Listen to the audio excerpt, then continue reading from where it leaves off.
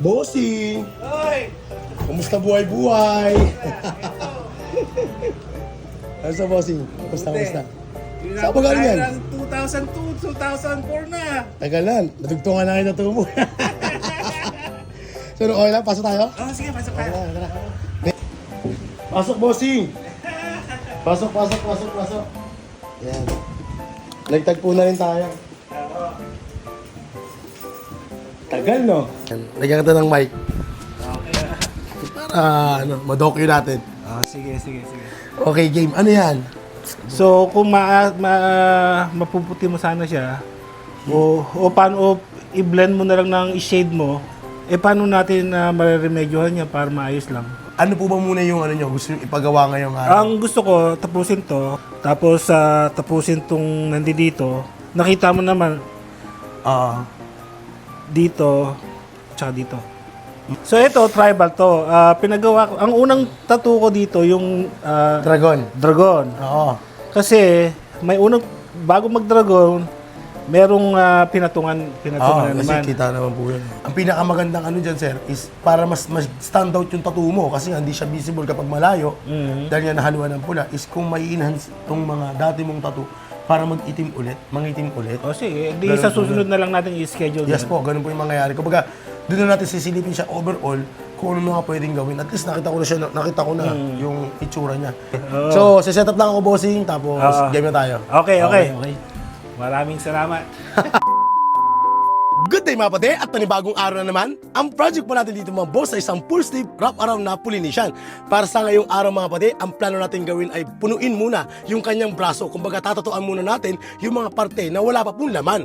Ngayon mga bossing, dito ay meron pong lumang tattoo yung ating bossing kung saan dun tayo kukuha ng ibang elements ng kanyang Polynesian nang sa ganun is kahit paano ay maging tugma itong gagawin nating Polynesian para sa kanya. Para sa akin kasi mga pade, mas maganda ng ganito yung ginagawa nating atake at madalas yun naman po ito napapanood o nababanggit ko na mga pade na itong ginagawa nating discard kapag tayo ay nagdudugtong po ng Polynesian. Kumbaga gusto ko lamang pong sabayan po yung naunang tattoo niya na. Pero syempre, sa mas matinong version na, ibig ko sabihin dito mga pade, kung ano po yung mga pattern nandoon, yun din po yung ilalagay natin. Pero aayusin lang natin yung flow mga pade. Nang sa ganoon nga po is kahit papano, kahit di po sa akin mapunta yung credits mga pade, ang akin lamang po ay magawa ko po ng maayos itong project na ipinapagawa ng ating bossing. Para sa project na ito mga pade, kailangan pong kunin to ng 2 session pero wala pa po siyang pangalawang session mga pade. Kumbaga, isang araw lamang po kasi yung naibigay natin sa kanya mga pati.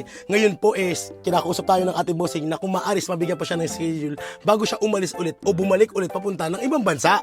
Kasi dito mga bossing is nabanggit po niya na 2 taon po yung kanyang inantay. Gawa nga po nung unang pagpunta niya mga pati is hindi natin siya nabigyan ng schedule and then nag-antay pa po siya ulit ng 1 taon. Yun nga po yung pagbalik niya ulit dito sa Pilipinas. Minsan po kasi mga pati is natatapat na kapag nag-message po yung ating mga kaibigan na OFW, ang nangyayari is gabi po sa atin tapos umaga sa kanila. Kaya ang ending mga pati kapag binasa na natin yung kanilang mensahe mga kapatid ay minsan hindi na natin naabutan gawa nga po nang natatabunan po yung kanilang mga mensahe. Kaya nga po lagi kong binabanggit at ako po talaga humihingi ng paunahin mga kapatid dun po sa mga kaibigan natin na hindi kagad natin nare-replyan gawa nga po ng minsan po talaga at ito naman po talaga yung totoo.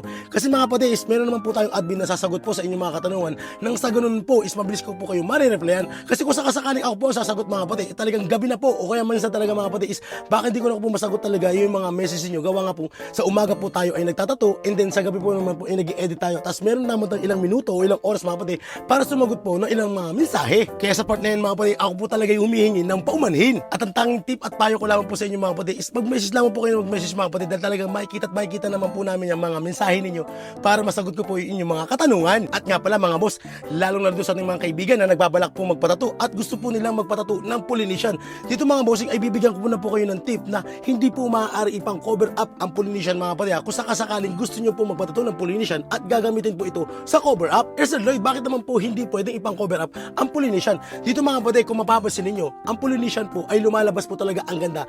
Lalo na kung ito ay malinis mga pade o ilalagay sa part ng malinis na balat mga pade.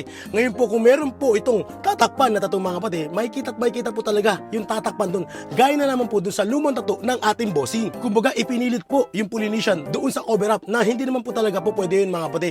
Ngayon naman po kung meron po kayo ipapa-cover up mga pade, is maaaring ibang pyesa na lamang po ang gamitin kaysa sa Polynesian mga kapatid, na sa ganun po is maayos pong matakpan ng mga artist natin yung mga ipapa-cover up ninyo. Kaya sa part po na gusto nyo pong ipang-cover up yung Polynesian na gusto nyo ipagawa mga kapatid, is mas maganda po na wag na lamang po at gumamit na lamang po ng ibang pyesa mga kapatid, kasi talagang hindi po siya advisable na ipang-cover up po ay yung ating mga Polynesian. So sana po ay nakatulong po itong ating simpleng tip mga kapatid, lalo na doon sa ating mga kaibigan na nagbabalak magpatato ng Polynesian tapos gustong ipa-cover up. So ito pa lang ating finished product mga boss, at total of 8 hours, o diba?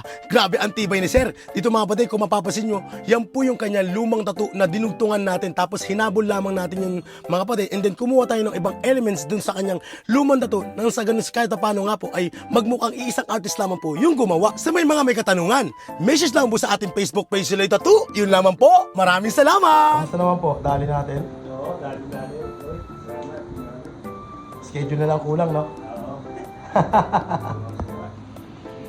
Naidikit natin, no? Schedule na lang kulang.